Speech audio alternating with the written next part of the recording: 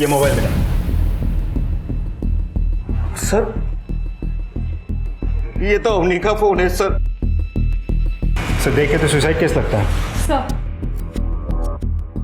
Body पे कोई injury के मार्क्स नहीं है और ना ही रेप और मोलेस्टेशन के साइंस है। निशान कैसे हो सकता है सर? अवनी अपने घर में सुरक्षित थी सर। बॉडी को पोस्टमार्टम के लिए भेज दो और ये फोन फोरेंसिक में भेज दो। सर 2 दिन बाद अवनी की शादी थी। हम शॉपिंग करने बाहर गए थे। घर आके सारा सामान उसे दिखाने के लिए जैसे ही कमरे में गए तो हमें अवनी बेटा क्या अवनी इस शादी के खिलाफ थी या कोई डिप्रेशन था? नहीं सर, अवनी तो बहुत खुशमिजाज हंसमुख लड़की थी। वो ये शादी से बहुत खुश थी। अवनी को रमेश पसंद था। लोखंडे परिवार को हाँ बोलने से पहले हमने अवनी से पूछा था। लोखंडे परिवार बहुत ही अच्छा था। इस जमाने में भी उन्होंने दहेज की मांग नहीं की, बल्कि शादी का आधा खर्चा भी उठाने के लिए तैयार थे वो लोग। रमेश की माँ ने यहाँ तक कहा कि हमें सिर्फ अवनी चाहिए। तो कहीं रमेश और अवनी के बीच किसी बात पे? नहीं सर, ऐसा कुछ भी नहीं हुआ था। रमेश का ऐसा स्वभाव ही नहीं है। हमारी अवनी कितनी खुश थी। ये देखिए सर, रमेश की फोटो, वो दोनों कितने खुश थे। कोई और फोटो नहीं है क्या इसके अलावा? नहीं सर, फिलहाल तो एक ही फोटो। हम लोग तो शादी का इंतजार कर रहे थे कि शादी में खूब फोटो खिंचाएंगे सर। लोखंडे परिवार का नंबर चाहिए सर। ये रमेश के पिता वसंत का नंबर है।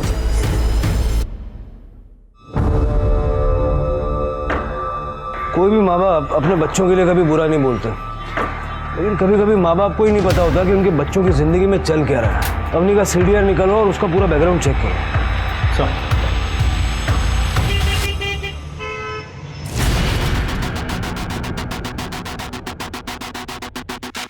सर अवनी यादव है, कॉलेज पास आउट, हंसमुख और बहुत ही हैप्पी गो लकी लड़की थी। स्कूल के टाइम से ही उसकी लड़कों के साथ दोस्ती थी, लेकिन कोई बॉयफ्रेंड नहीं था। सर कॉल डेटा रिकॉर्ड्स में भी कुछ सस्पिशियस नहीं मिला। मैक्सिमम कॉल दोस्तों को किए गए थे। इसका मतलब अवनी के बारे में सब कुछ नॉर्मल था, सिवाय एक बात की कि उसने सुसाइड किया। अवनी डिप्रेस नहीं थी, उसका कोई अफेयर नहीं था। उसके मनचाहे लड़के के साथ 2 दिन में उसकी शादी होने वाली थी। तो उसने सुसाइड क्यों किया? लोखंडे परिवार को जानकारी है अवनी की मौत के बारे में? नहीं सर, उनका फ़ोन तो अवनी के मौत के बाद से ही बंद आ रहा है। तो उनके घर चले जाओ। सर यादव परिवार को पता ही नहीं वो लोग कहाँ रहते थे। उन लोगों का कहना है कि सब कुछ इतना जल्दी जल्दी हुआ, पूछने का मौका ही नहीं मिला। सर ये अवनी की पीएम रिपोर्ट। अस्फिक्सिया, श्वासावरोध। अवनी के गले पे दुपट्टे के फाइबर्स भी मिले हैं। बॉडी पे किसी और तरह के कोई निशान नहीं। रेप या कॉन्सेंशुअल सेक्स के कोई साइंस नहीं। अवनी वर्जिन थी। ये सारी बातें इस ओर इशारा करती है कि अवनी ने सुसाइड किया या फिर किसी ने उसे सुसाइड करने के लिए प्रेरित किया। सर गरिमा नगर में बंद घर से बदबू आने की शिकायत लोगों ने की है।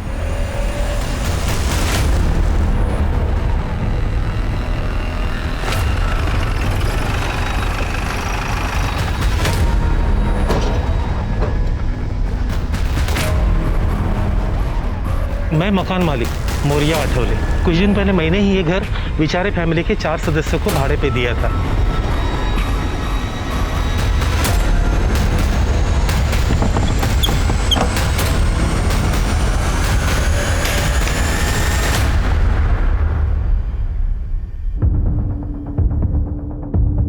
साहब ये तो बेचारे परिवार की बेटी है। पूजा चेक करो, बाकी के 3 लोग का है और ये सामान किसका है?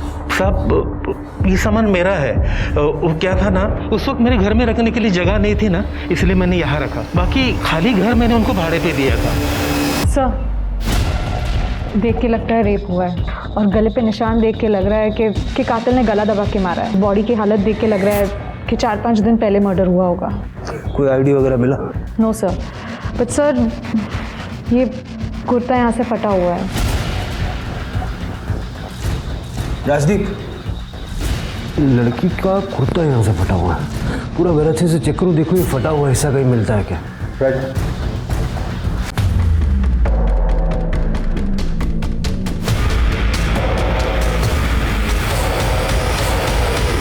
सर पूरा घर अच्छे से छानना है, लेकिन कपड़े का ऐसा टुकड़ा तो कहीं नहीं मिला। और घर की हालत देख के लगता नहीं घर में मारामारी या तोड़फोड़ या छीना चपटे कुछ हुई होगी। सर ऐसा भी तो हो सकता है कि मतलब कातिल जानता था कि लड़की रहती कहाँ है। मोहल्ले का सीसीटीवी फुटेज चेक करो और पड़ोसियों से बातचीत करो। सर मौर्या जी एक मिनट। हाँ सर। रेंटल एग्रीमेंट की कॉपी चाहिए हमें। सर उनको 1 महीने के लिए घर चाहिए था और पैसे भी एडवांस में दिए थे, इसलिए एग्रीमेंट कॉपी नहीं बनवाया। तो बिना एग्रीमेंट के घर भाड़े पे देना कानूनन जुर्म है, जानते हो? हाँ सर। कौन कौन था उनके परिवार में? वडील सदानंद विचारे, त्यांची बायको आणि 20-25 वर्षाचा मुलगा। वो लड़की देखने के लिए यहाँ नासिक आए थे, इसलिए उन्हें सिर्फ 1 महीने के लिए घर चाहिए था। सदानंद विचारे। हाँ। बीवी और बेटे का नाम क्या है? सर पता नहीं, मैंने तो डील सदानंद विचारे के साथ की थी। रहने वाले कहाँ के बोलो? सॉरी सर, पता नहीं। नमस्कार, मैं सोनाली कुलकर्णी क्राइम पेट्रोल सतर्क के नए अध्याय में आपका स्वागत करती हूँ।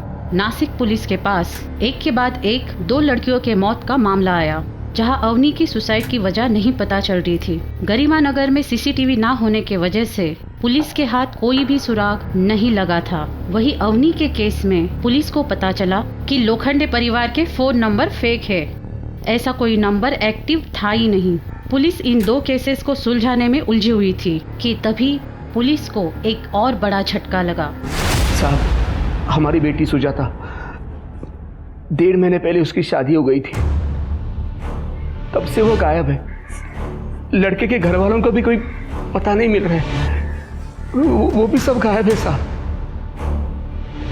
गायब है? हमारे बेटी के लिए अच्छे घर से रिश्ता आया था, इसीलिए हमने पाटिल परिवार को हमारे घर पर बुलाया था। ये मेरे बाबा मनोहर पाटिल। नमस्कार। नमस्कार। और ये मेरी आई नंदिनी पाटिल। नमस्कार। और ये मेरी प्यारी छोटी बहन राखी। हेलो। लीला जी, ये मेरी धर्मपत्नी लीला है और ये है मेरी बेटी सुजाता। बहन जी आप भी बैठिए ना। हाँ। हाय भाभी, कितनी प्रिटी है ना। सॉरी सॉरी सॉरी, पहले आप दोनों एक दूसरे को तो हाँ बोल दो। वैसे एक बात बोलूं, भैया का तो पता नहीं पर मेरी तरफ से हाँ है। जी मैं दुबई में जॉब करता हूँ और हम सब वहीं सेटल्ड हैं। अच्छा। लेकिन मुझे शादी इंडियन लड़की से ही करनी है, इसलिए हम सब इंडिया आए। अरे बेटी आओ ना यहाँ, आ जाओ।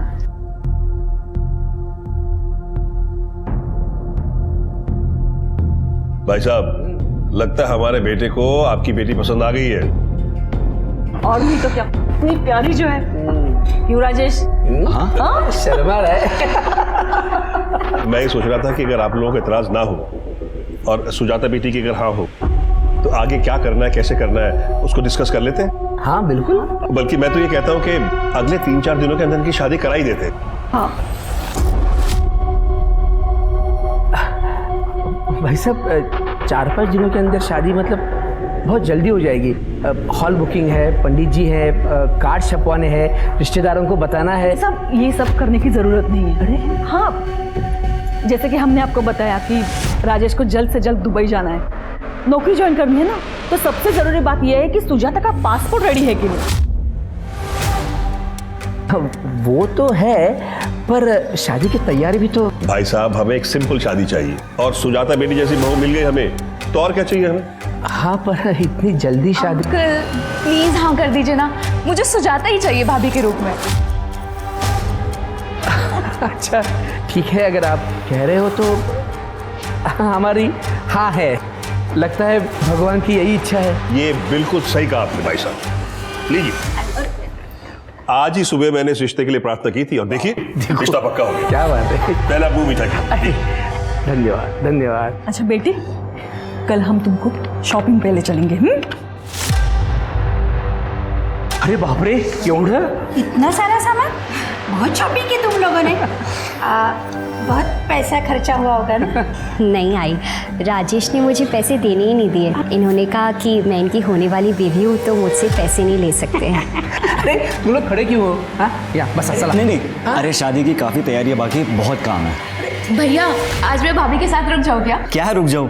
तुझे पता है ना घर पर तेरा कितना काम बाकी है। अच्छा ठीक है भाभी, शादी करके जल्दी से घर पे आ जाओ, फिर हम बैठ के खूब सारी बात करेंगे। हाँ चलो ठीक है। अच्छा संभल के जाना। कितनी नसीब वाली है तू। देख कितना अच्छा रिश्ता आया है तेरे लिए। भगवान ने तेरा भविष्य बहुत अच्छा लिखा है। सब कुछ एक सपने की तरह था। 3 दिन के बाद सुजाता की शादी राजेश के साथ हो गई। छोटा फंक्शन रखा था क्योंकि उन्होंने कहा उनके सब रिश्तेदार अलग अलग शहरों में रहते हैं और इतने कम वक्त में वो नहीं आ पाएंगे। और उसी रात सुजाता दुबई चली गई। बाबा काजी के और दुबई पहुंचने के बाद फोन करना, हाँ? भूलना मत। हाँ बाबा, आप अपना ख्याल रखना, ध्यान रखना। बस वही लास्ट टाइम था जब हमने अपनी बेटी को देखा था।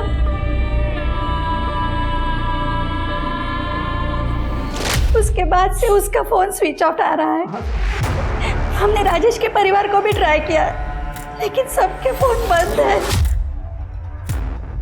ये पाटिल परिवार रहता कहाँ है? हमें नहीं पता, हमारे पास उनका एड्रेस नहीं है साहब। आपने बच्ची की शादी तय करने से पहले उनका घर नहीं देखा? साहब ये सब कुछ इतना जल्दबाजी में हो गया कि, और वैसे भी शादी के बाद तो सुजाता दुबई में रहने वाली थी, तो शादी के फंक्शन की फोटोग्राफ्स तो होंगी। हाँ साहब, ये देखिए साहब, ये लड़के के पिताजी हैं, ये लड़के की माँ है, ये हमारी बेटी है साहब, और ये वो लड़का था, देखिए।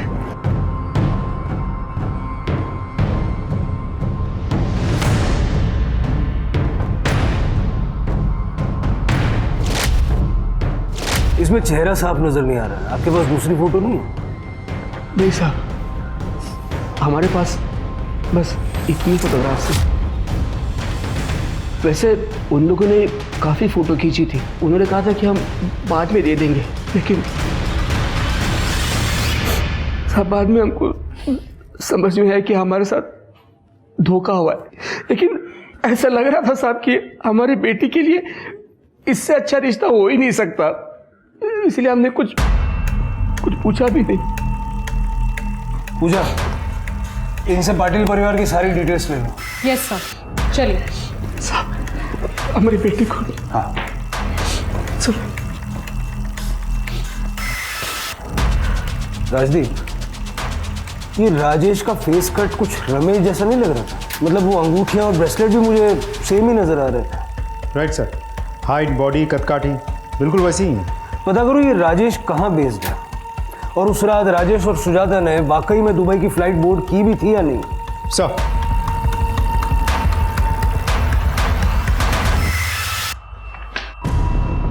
विचारे परिवार की बेटी की पोस्टमार्टम रिपोर्ट के मुताबिक गला दबा के उसकी हत्या की गई थी। 3 जून की दोपहर 2 से 4 के बीच का है। एक और बात सर, उसकी बॉडी और कपड़ों में ड्राइड सीमेंट मिले हैं। 19-20 साल की किसी लड़की की मिसिंग कंप्लेंट से डिस्क्रिप्शन मैच हुआ? नहीं सर, अभी तक तो नहीं। हमने आसपास के सभी डिस्ट्रिक्ट के थानों में पूछताछ कर लिया। लगता है परिवार ही उसे मार के भाग गया है, लेकिन फिर सवाल यह है कि रेप किसने किया? हमने पाटिल फैमिली के सिम कार्ड चेक किए। मनोहर और नंदिनी दोनों शिरीष कुलकर्णी के नाम का नंबर यूज कर रहे थे। जांच में हमें पता चला ये आइडेंटिटी थेफ्ट का केस है। और सर, जो नंबर राजेश पाटिल यूज कर रहा था वो सुभाष यादव के नाम पे लिया गया था, जिसमें नकली आधार कार्ड और एड्रेस सबमिट किया था। मतलब सुभाष यादव है ही नहीं? Right sir. Sir, Avni Yadav के केस में उसके घर वालों ने बताया था कि रमेश दुबई में सेटल था, और सुजाता के केस में राजेश पाटिल दुबई में सेटल था। चक्कर क्या है? ये दोनों एक ही आदमी है या पूरा परिवार मिलकर कोई गेम खेल रहा है? सर, मुंबई पुलिस ने ये फैक्स भेजा है। मुंबई पुलिस के अनुसार उस रात सिर्फ सुजाता ने दुबई की फ्लाइट बोर्ड की थी, और राजेश पाटिल की सीट बाद में किसी सलमान शरीफ को असाइन कर दी गई। मतलब राजेश ने किसी और नाम से ट्रैवल किया था, लेकिन क्यों? सर, राजेश और सुजाता की शादी होती है। शादी के बाद राजेश सुजाता को दुबई लेके जाने वाला था अपने घर में, तो फिर सुजाता ने अकेले क्यों ट्रैवल किया?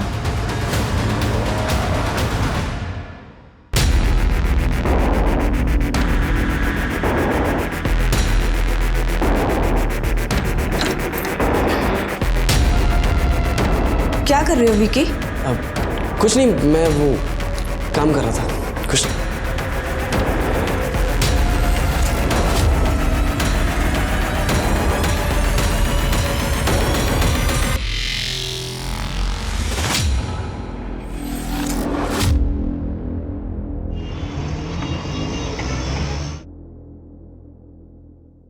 सर, ये उमाकांत देश पांडे है।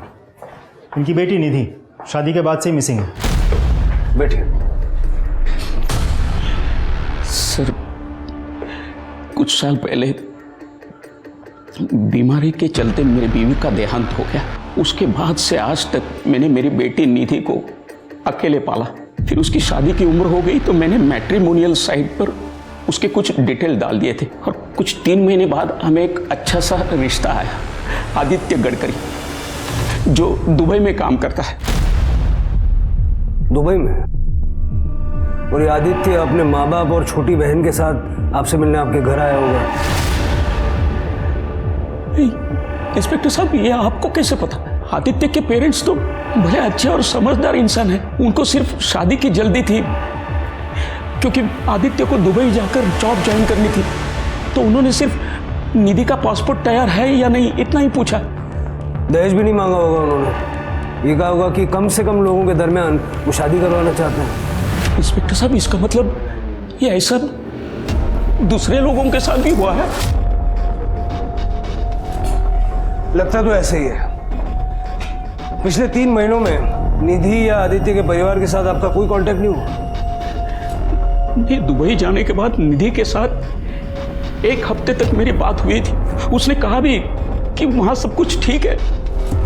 फिर अचानक उसका फोन बंद आने लगा।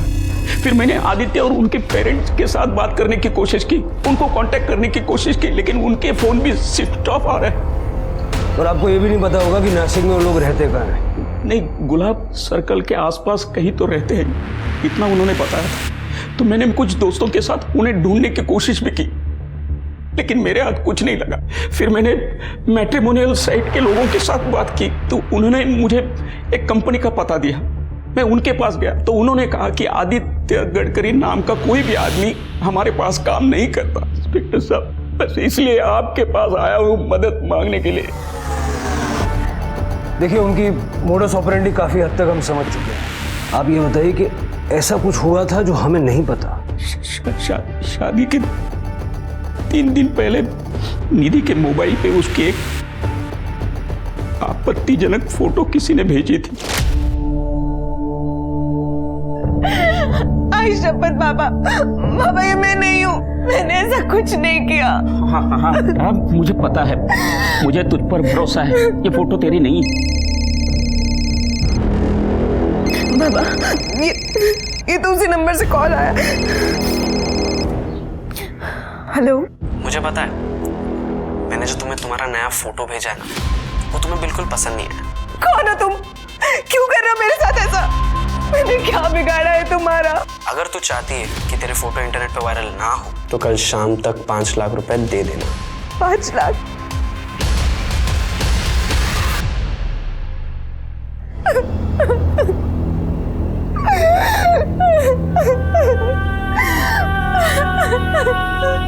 इंस्पेक्टर साहब, मैंने अपनी सारी सेविंग्स इकट्ठा करके पैसे जमा किए, लेकिन दूसरे दिन अचानक आदित्य और उसके पिताजी घर आ गए। ये क्या है? ये फोटो मुझे आज सुबह को मिला है। देखो, मैं ऐसी लड़की से शादी नहीं कर सकता जिसका कैरेक्टर ऐसा हो। नहीं, ये फोटो इसकी नहीं है। इसे कोई फंसा रहा है। आप ध्यान से देखिए, ये फोटो इसकी नहीं है। आए तो बेटा, मुझे भी लगता है कि फोटो नकली है। निधि की इसमें कोई गलती नहीं है, बाकी उसे कोई फंसा रहा है। चलो बाबा, मान लिया आपकी बात, लेकिन अगर ये फोटो किसी ने वायरल कर दिया तो सोचो कि हमारी रेपुटेशन का क्या होगा। उन्होंने 5 लाख रुपए मांगे, मैंने सब पैसे इकट्ठा कर लिए। अब शाम को निधि जाके उनको पैसा दे देगी, उसके बाद वो फोटो वायरल नहीं करेंगे, ऐसा कहा है उन्होंने। इस बात की कोई गारंटी है? अरे तो बेटा, ये ब्लैकमेलर्स अपनी बात के बहुत पक्के होते हैं। एक बार पैसा पहुंचा दिया ना, उसके बाद कुछ नहीं करते। भरोसा है ना मुझ पर? मैं करता हूं ना। रुको बाबू, आप नहीं 5 लाख रुपए दे दीजिए। मैं आपको वचन दे रहा हूं, आदित्य निधि से ही शादी करेगा। आप फिक्र मत कीजिए। ठीक है बाबा, जैसा बाबा चाहते हैं वैसा ही होगा। मैं निधि से शादी करूंगा। मैं जिंदगी भर आपका एहसान। अरे बाबा, अरे उठिए बाबा। अरे ये आप क्या कर रहे हैं? आप भी तो मेरे बाबा जैसे ही है ना। और क्या मैं अपने परिवार के लिए इतना नहीं कर सकता? लेकिन बाबा, ब्लैकमेलर को पैसे देने मैं जाऊंगा। मैं वहां निधि को अकेले भेजने का रिस्क नहीं ले सकता। आदित्य ने ब्लैकमेलर को पैसे दे दी और उसके बाद उनका कोई भी फोन नहीं आया। पर फिर आदित्य और निधि की शादी हो गई और वो दुबई चले गए। आपके पास शादी के फोटोग्राफ्स हैं? हाँ, एक आध फोटो है। ज़्यादा फोटो गडकरी फैमिली ने खींची होगी। आपसे कहा होगा कि बाद में भिजवा देंगे, लेकिन भिजवा ही नहीं। हाँ हाँ, ऐसा ही कहा उन्होंने। मैं बताता हूँ।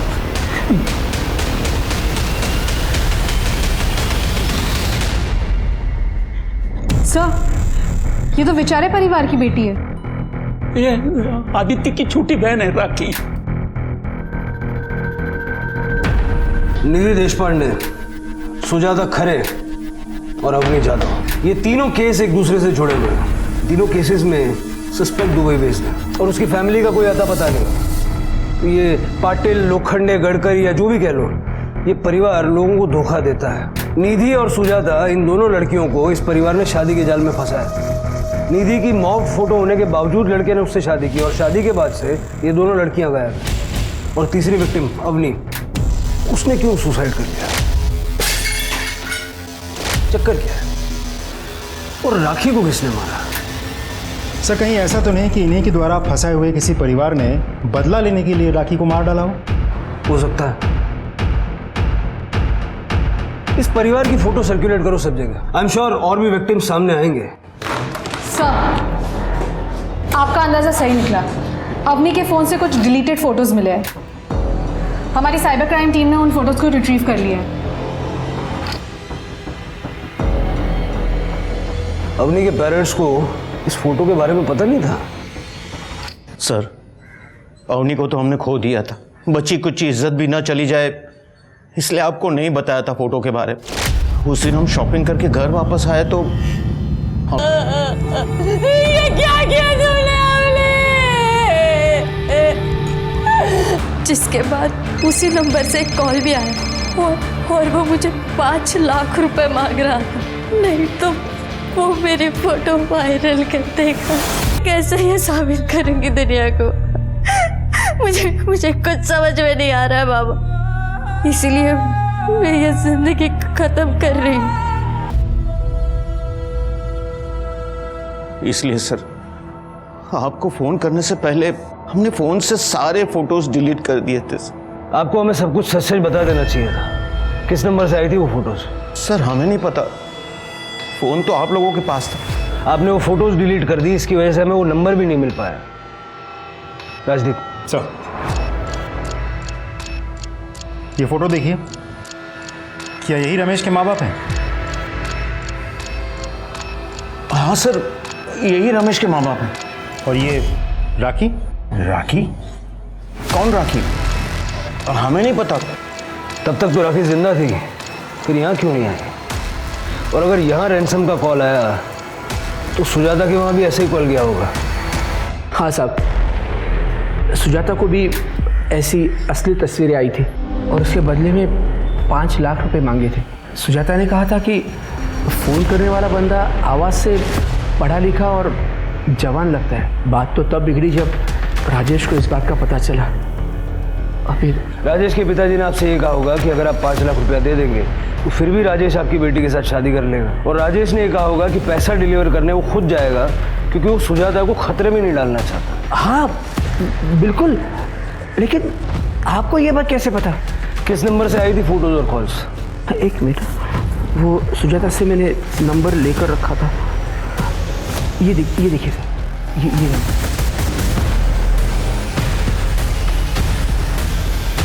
ये ठग परिवार लड़कियों को शादी के जाल में फंसाता है और उन्हें सुनहरे भविष्य के सपने दिखाता है। ये मॉफ्ड फोटो और ब्लैकमेल, ये उसी ठगी का हिस्सा है। अभी जो विठल ने हमें नंबर दिया उसे चेक करो और वो मैट्रिमोनियल वेबसाइट भी चेक करो जहाँ से इन्होंने अवनी, निधि और सुजाता को ढूंढा था। ये अमर, राजेश, रमेश, ये जो कोई भी है, हो सकता है इसका असली नाम और पता वहाँ से मिल जाए।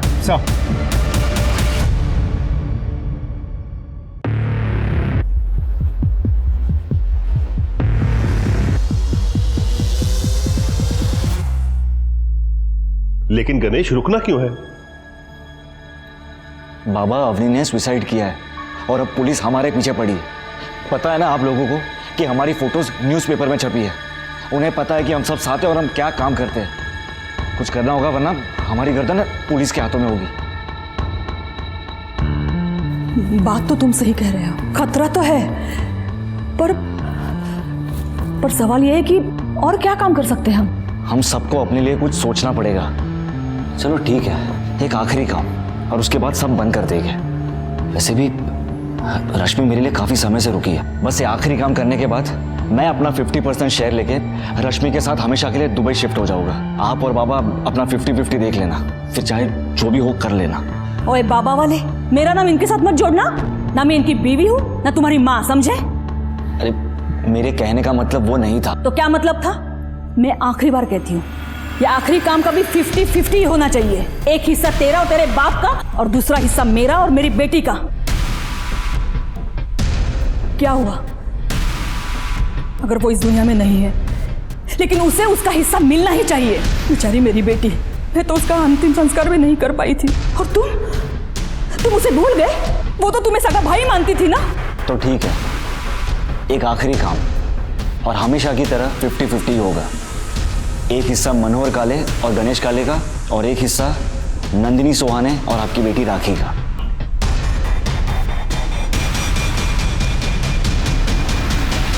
जहां पुलिस उस ठग परिवार को ढूंढ रही थी, वो असल में परिवार था ही नहीं।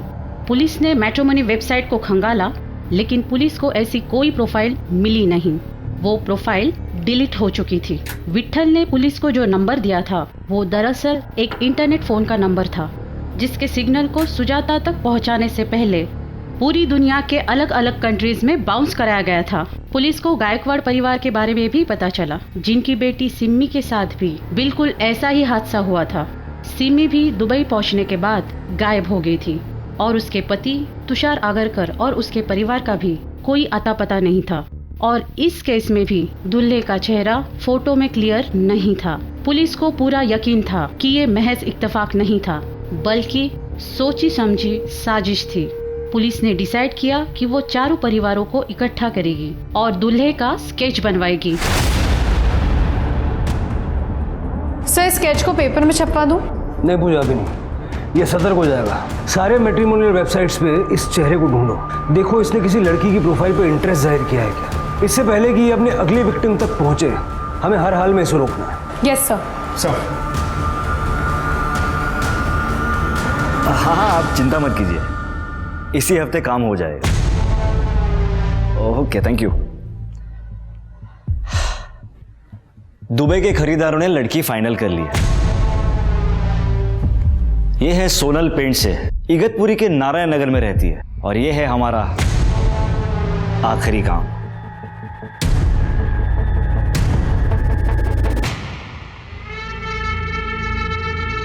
मनोहर, तुम इस वक्त यहाँ?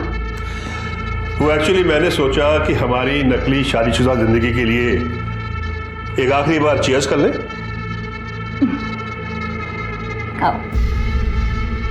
पता है नंदिनी,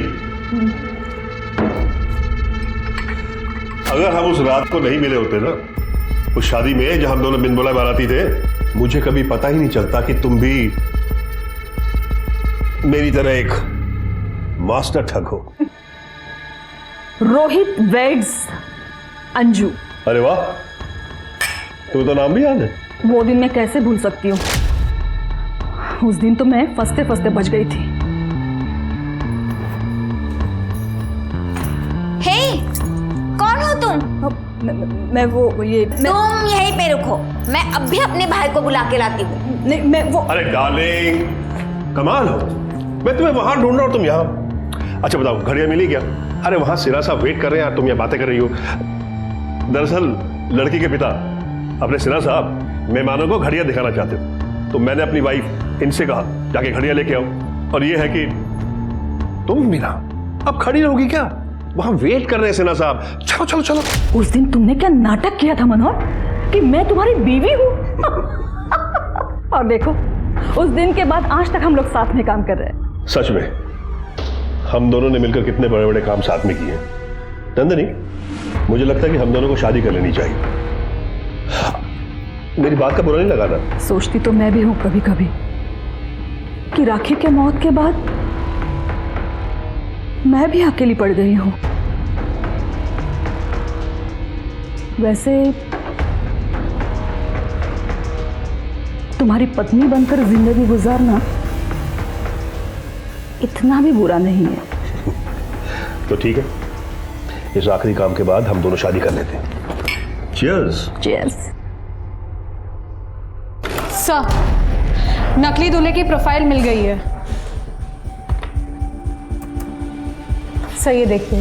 रोहन वर्तक, बैकग्राउंड सेम है, फैमिली डिस्क्रिप्शन भी सेम है, इगतपुरी का एड्रेस है लेकिन कोई नंबर नहीं दिया। सर कांटेक्ट के लिए एक ईमेल आईडी है। फटाफट ये ईमेल आईडी साइबर सेल को भेजो ट्रेस करने के लिए, और इगतपुरी चलने की तैयारी करो। Yes sir.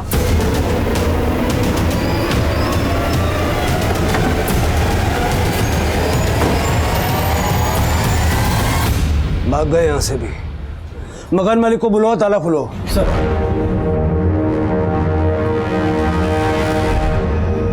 दरवाजा खोलो।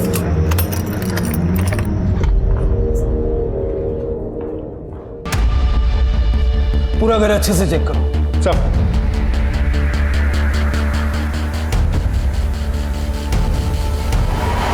कहाँ रहते हो तुम? यही पास में रहता हूँ। ये लोग रहते थे यहाँ? यही किराएदार थे। इन्हें सिर्फ 1 महीने के लिए किराए पर मकान चाहिए था और उन्होंने किराया भी एडवांस में दिया था। अभी तो सिर्फ 10 दिन ही हुए हैं और आज सवेरे अचानक उनका फोन आया और कहा कि हम मकान खाली कर रहे हैं और चाबी पड़ोसियों के पास दे देंगे।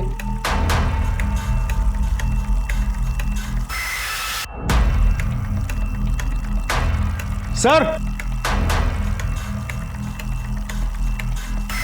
ये देखिए। फॉरेंसिक में भेज दो इसे। सर ये देखिए, नंदिनी की साड़ियाँ मिली हैं। जब ये लोग सारी चीजें अपने साथ ले गए तो नंदिनी के कपड़े क्यों पीछे छोड़ गए? जल्दबाजी में छूट गए होंगे या कोई और रीजन होगा। मकान मालिक से मनोहर का नंबर लो जिसे उसने सुबह कॉल किया था। मुझे इन लोगों की लोकेशन चाहिए।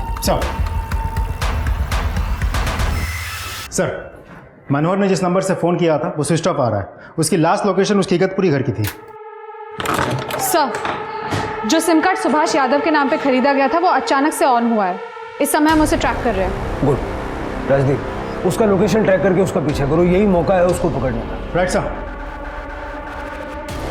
दीपाली जी, मैंने आपको पहले भी कहा है कि हम दहेज में विश्वास नहीं रखते। भगवान का दिया हुआ सब कुछ है हमारे पास। वो एक्चुअली क्या है कि रोहन को दुबई में जल्दी ही जॉब ज्वाइन करनी है, इसलिए हम चाहते हैं कि इनकी शादी जल्द से जल्द हो जाए। हाँ, तो अच्छे काम में देरी कैसी? आप कहे तो अभी आ जाए। ठीक है। लोकेशन तो यही दिखा रहा है।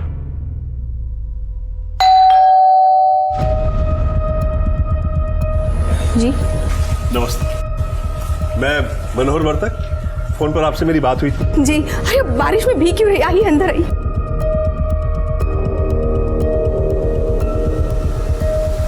ये है मेरा बेटा रोहन वर्तक। इसी के रिश्ते की बात मैंने आपसे की थी। जी नमस्ते। ये मेरी बहन रश्मि। नमस्ते। अब बेटा आपकी मम्मी नहीं आई? जो दरअसल इनकी माँ और मेरी बीवी नंदिनी बीमारी की वजह से बहुत साल पहले गुजर गई। I am so sorry. मैं अभी आपके लिए चाय नाश्ते का बंदोबस्त करती हूँ। चाय नाश्ता रहने दीजिए, फिर कभी कर लेंगे। आप अपनी बेटी को बुला दीजिए। जी ठीक है। सोनल, आओ बेटा। ये मेरी बेटी सोनल, ये है रोहन और ये उनकी बहन रश्मि। बेटा जाओ, तुम रोहन को अपना कमरा दिखाओ और दोनों बातें भी कर लो। बेटा शर्माओ नहीं, जाओ जाओ बेटा। चलिए। आज अगर नंदिनी जिंदा होती, ये देखकर कितना खुश होती।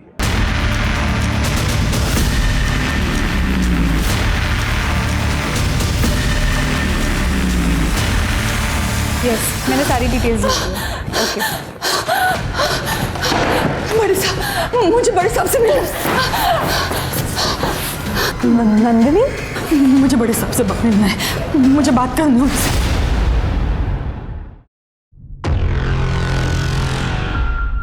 जब से हमने पार्टनरशिप की है उस दिन से परिवार की तरह अपने लड़के के लिए बहू ढूंढने का नाटक कर रहे हैं हम। और लड़कियों को जिस्म फरोशी के लिए दुबई में बेच देते थे। बेचने से तो पैसे मिल ही जाते थे, लेकिन ब्लैकमेल करके भी हमारी कमाई हो जाती थी। रश्मि और उसका भाई विकी दोनों भी लड़कियों के फोटो को ना मॉर्फ करके ब्लैकमेल किया करते थे।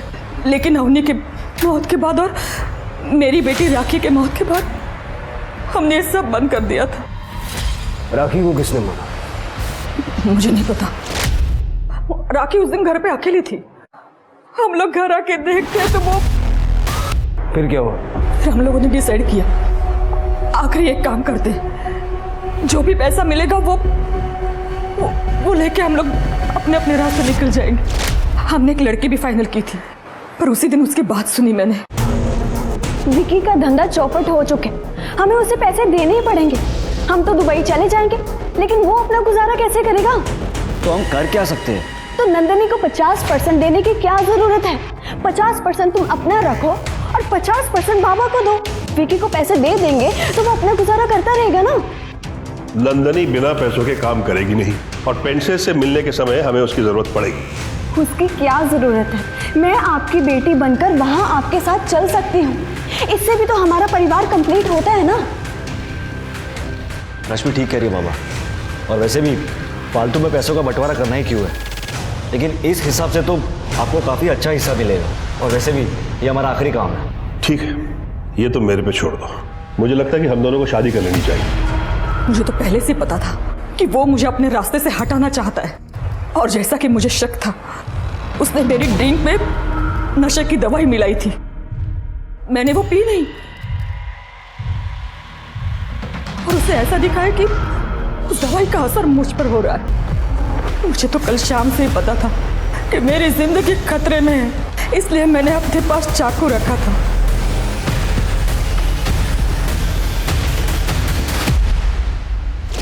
मुझे इंसाफ दीजिए, मुझे इंसाफ चाहिए। तुम्हारी वजह से न जाने कितनी लड़कियां और उनके परिवारों की जिंदगियां बर्बाद हो गई। एहसास है तुम्हें? अवनी ने तो तुम लोगों की वजह से सुसाइड कर लिया है, और तुम्हें इंसाफ चाहिए। मैं मानती हूँ मैंने बहुत गलतियां की है, और उसकी सजा भगवान ने मुझे दे भी दी है। मेरी बेटी राखी को मुझसे छीन के उसका तो अंतिम संस्कार तक नहीं कर पाई साहब मैं। लेकिन साहब, वो मनोहर और वो गणेश, वो दोनों भी उस सजा के हकदार है साहब। इस वक्त वो दोनों का है, बता सकती हूँ? सोनल पेंट से 24/130 नारायण नगर। इनको भी लेके चलना साथ में। नारायण नगर 24/130। बाप बेटे दोनों वहां पहुंच रहे, फटाफट निकलो। मैं भी नहीं।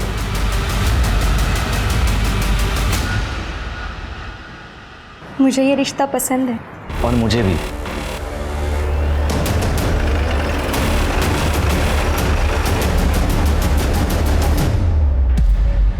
भगवान तेरा लाख लाख शुक्र है। बस ऐसे इनके सर पे हाथ रखना और इस रिश्ते को फलने फूलने देना।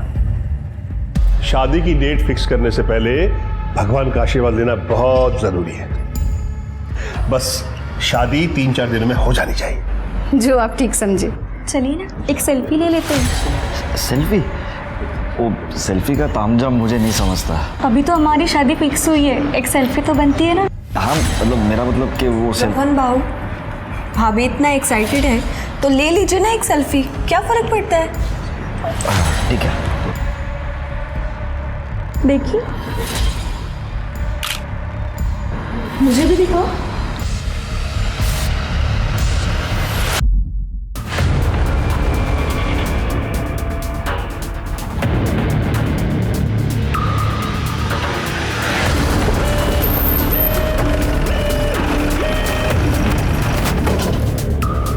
सर अगर ये बाहर है तो अंदर कौन है फिर?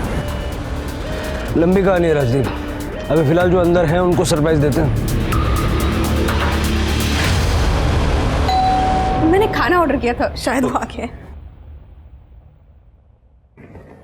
जी? अरे आप ऐसे घर में किसी, कौन है आप? मैं इस ढोंगी की नकली मां हूं।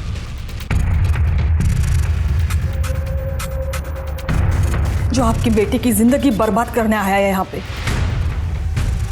और ये लड़की रश्मि इसकी बहन नहीं, गर्लफ्रेंड है जिसे लेके ये भाग जाना चाहता है।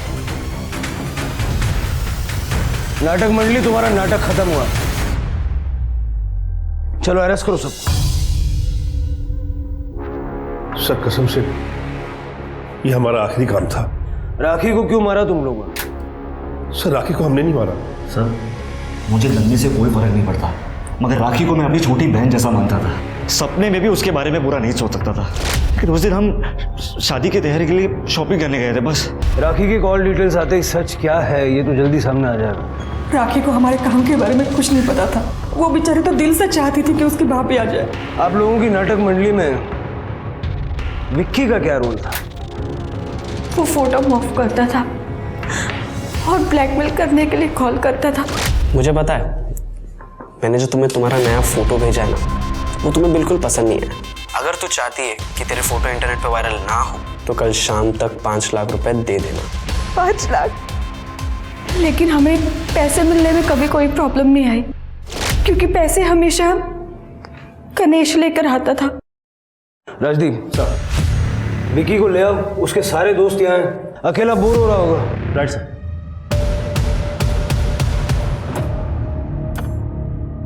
क्या फायदा ये हुनर का, अब मैं ये काम अकेले भी नहीं कर सकता।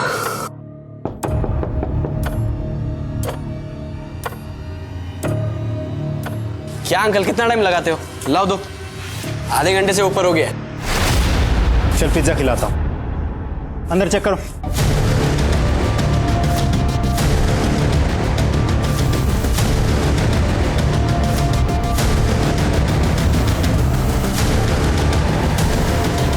सर ये देखिए कपड़ा, ये टुकड़ा जो राखी ने उस दिन पहना था जब तूने उसका रेप और मर्डर किया। राखी की लास्ट लोकेशन भी तेरे घर की है। अब मुंह खोलेगा या डंडा डाल के बुलवा। सर मैं बताता हूँ। सर मुझे हर काम के 2 लाख रुपए मिलते थे। पिछले 6 महीने में मैंने 12 लाख रुपए कमा लिए थे। फिर एक दिन रश्मि और गणेश ने कहा कि ये काम बंद करना पड़ेगा। मुझे बहुत गुस्सा आया सर। इस बात पे मेरी गणेश से लड़ाई भी हुई थी सर। उसने कहा कि तू अब अपना देख ले। एक तो वो मेरी बहन को भी साथ में लेके जा रहा था। तो सर मैंने सोच लिया राखी से बदला ले लूं, क्योंकि राखी ने मुझे कहा था उसे एडिटिंग सीखनी है और मुझे पता चला कि ये लोग शॉपिंग के लिए बाहर जा रहे हैं। तो मैंने एडिटिंग के बहाने राखी को वहां बुला लिया था।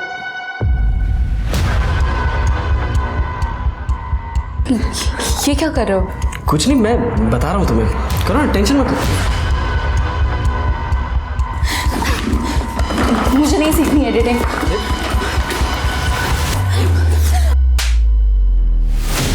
तू ये भी नहीं जानता ना कि राखी गणेश की सगी बहन नहीं थी।